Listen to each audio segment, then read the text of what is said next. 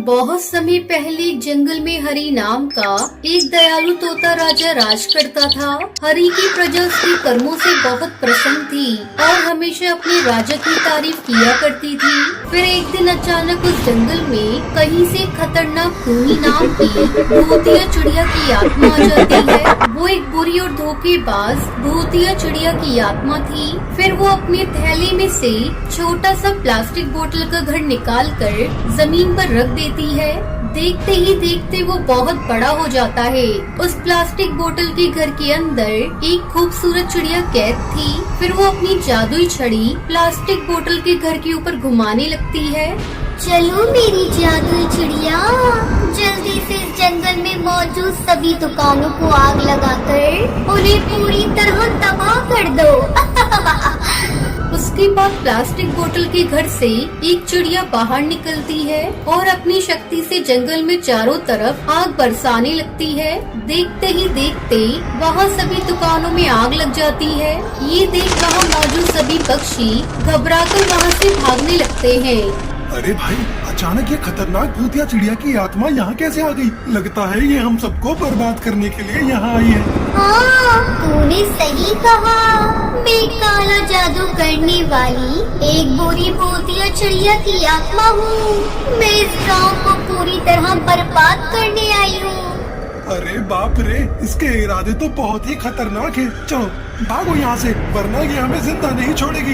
इस तरह देखते ही देखते वहाँ मौजूद सभी पक्षी अपनी जान बचाकर वहाँ से भाग जाते हैं। जब ये बात राजा हरी को पता चलती है तो वो गुस्से से तिल मिला जाता है और उसे सबक सिखाने का फैसला कर लेता है।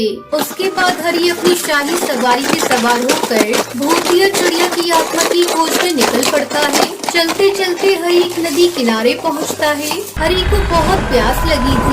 तभी हरी तोता को किसी चिड़िया की रोने की आवाज सुनाई देती है।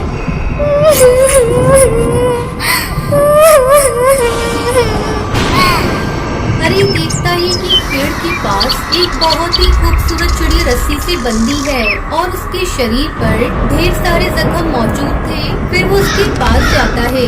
तुम चिंता मत करो, मैं आ गया हूँ। तुम घबराओ मत, मैं तुम्हें सही सलामत तुम्हारे घर पहुँचा दूंगा। लेकिन तभी अचानक वो चिड़िया भूतिया टूनी चिड़िया की आत्मा के रूप में बदल जाती है। इससे पहले कि हरी तोता को समझ पाता, वो अपनी जादुई शक्ति से उसे बेहोश कर देती है। मैंने राजा को भी अपने काबू में कर लिया है। अब इस जंगल पर पूरी तरह मेरा राज होगा। मैं यहाँ की रानी बनूंगी, रानी। उसके बाद वो हरी तोता को अपनी प्लास्टिक बोतल घर के अंदर एक बड़े पिंजरे में कैद कर देती है। थोड़ी ही देर में हरी तोता को होश आ जाता है। तूने मुझे धोखे से कैद करके बहुत बड़ी भूल कर दी, दुष्ट भूतिया चिड़िया की आत्मा। एक बार मुझे इस पिंजरे से बाहर आने दे, मैं तुझे जान से मार दूंगा। तू चाहे जितनी भी बड़ी बड़ी बातें कर ले, लेकिन सच्चाई तो ये है कि तू इस वक्त मेरा गुलाम है और चाह कर भी मेरा कुछ नहीं बिगाड़ सकता।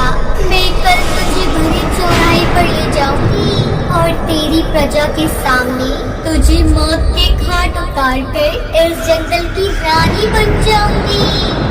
इतना कहकर भूतिया टूनी चिड़िया की आत्मा अपने कमरे में चली जाती है। उधर रात होते ही जंगल में रहने वाला हरी तोता का दोस्त जादूगर कालू कौआ जंगल में बने प्लास्टिक बोतल के घर के अंदर आ जाता है और हरी तोता से कहता है, तुम चिंता मत करो हरी, मैं तुम्हारी मदद के लिए आ गया हूँ।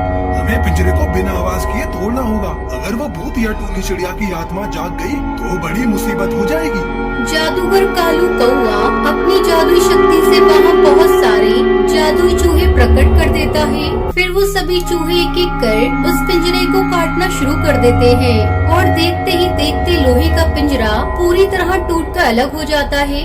मैं उस भूतिया चिड़िया की आत्मा को नहीं छोड़ूंगा। मैं अभी उसके कमरे में जाकर उसे मौत के घाट उतार देता हूँ।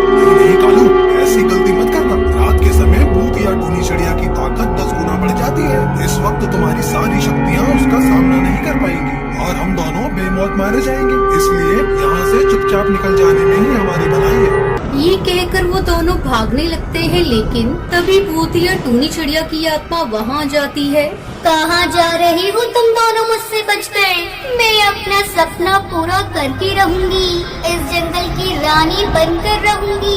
रुक जाओ, मैं अभी तुम दोनों को मौत के घाट उतारती हूँ। ये कहकर वो उन दोनों को मारने वाली ही होती है। तभी जादूगर कालू कौआ तेजी से हरी तोता को लेकर बाहर निकलता है और उसके जादुई प्लास्टिक बोतल के घर में आग लगा देता है। ये तूने क्या किया? मेरी सारी शक्तियाँ प्लास्टिक बोतल के घर में थी। बचाओ, मैं जल रही हूँ। तुम दोनों को मैं छोड़ूंगी नहीं, वापस आऊंगी और अपनी मौत का बदला लूंगी।